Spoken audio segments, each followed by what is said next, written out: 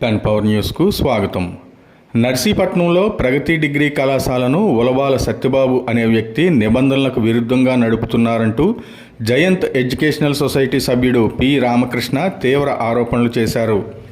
Degree కళాశాల స్థాపనకు యాప్సీ కమిటీకి అన్ని తప్పుడు పత్రాలు ఇచ్చి దొడ్డిదారిన అనుమతులు తెచ్చుకున్నారని విమర్శలు చేశారు.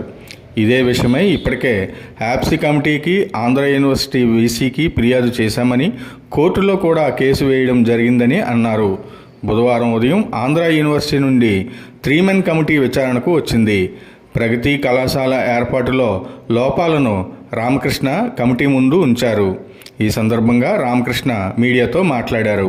రామకృష్ణ అండి, ప్రగతి డిగ్రీ కాలేజీ స్థాపనలో మొట్టమొదటగా నా జయంత్ ఎడ్యుకేషనల్ సొసైటీని నేను పెట్టుకున్నాను సార్. పెట్టుకుంటే మా ఒక్క సభ్యుడైనటువంటి ఉలవాల సత్యబాబు అనే వ్యక్తి నేను కలిపి పెట్టుకుందామని 88 మంది సభ్యులైతే 7 సభ్యులు మేము, ఒక సభ్యుడు అతను సార్. తర్వాత గవర్నమెంట్ దగ్గరికి ఇద్దరు వెళ్ళామండి. ఎంతే పర్మిషన్ వచ్చిందండి. పర్మిషన్ వచ్చిన తర్వాత నాకు తెలియకుండా ఈ డాక్యుమెంట్లు నేను సొసైటీని నడపలేనని, నేను కాలేజీని నడపలేనని ఫోర్జరీ డాక్యుమెంట్ల చేత తను సృష్టించి తన ప్రగతి కాలేజీ తన సొంత సొసైటీకి మార్చుకోవడానికి ఫేక్ సంతకాల చేత నా సొసైటీ నుంచి అతని సొసైటీకి మార్చడం జరిగిందండి. తర్వాత జరిగిన విషయం ఏంటంటే, నేను ఈ బిల్డింగ్ని మొట్టమొదట 5 సంవత్సరాలకు లీజుకి రాయించుకున్నానండి. నాకు తెలిసి ఈ శ్రీ ప్రగతి డిగ్రీ కాలేజీని మొట్టమొదటిగా ఈ బిల్డింగ్ ఓనర్ గారి దగ్గర, పోసర్ల చిట్టుబాబు గారి దగ్గర నేను 5 సంవత్సరాలకి రిజిస్టర్ డాక్యుమెంట్ రాయించుకున్నాను సార్. తర్వాత నాకు తెలియకుండా ఉలవాల సత్యబాబు అనే వ్యక్తి 30 సంవత్సరాలకి ఆ రిజిస్ట్రేషన్ క్యాన్సిల్ చేయకుండా 30 సంవత్సరాలకి తను రాయించుకున్నాడు సార్. రాయించుకొని ఈ డాక్యుమెంట్లు ఫేక్, నా సొసైటీ తాలూకు ఫేక్ సంతకాలు అన్నీ పెట్టి నా సొసైటీని తన సొసైటీగా మార్చుకొని 30 సంవత్సరాల డాక్యుమెంట్ని పట్టుకొని వెళ్ళి యాప్సీ మంగళగిరిలో మొత్తం డాక్యుమెంట్ని మొత్తం తారుమారు చేసి తన సొసైటీకి ఈ కాలేజీని మార్చుకున్నాడు సార్.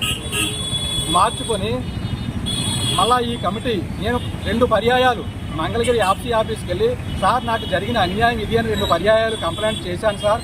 దాని తాలూకు ఎవిడెన్స్ అన్నీ నా దగ్గర ఉన్నాయి సార్. దాని తర్వాత ఆంధ్ర యూనివర్సిటీకి వెళ్ళాను సార్. వెళ్ళి ఇది సార్ నా పరిస్థితి, అక్కడ విషయాలు అన్ని విషయాలు చెప్పాను సార్. కానీ వాళ్ళు నా బాధని ఎవరూ పట్టించుకోలేదు సార్.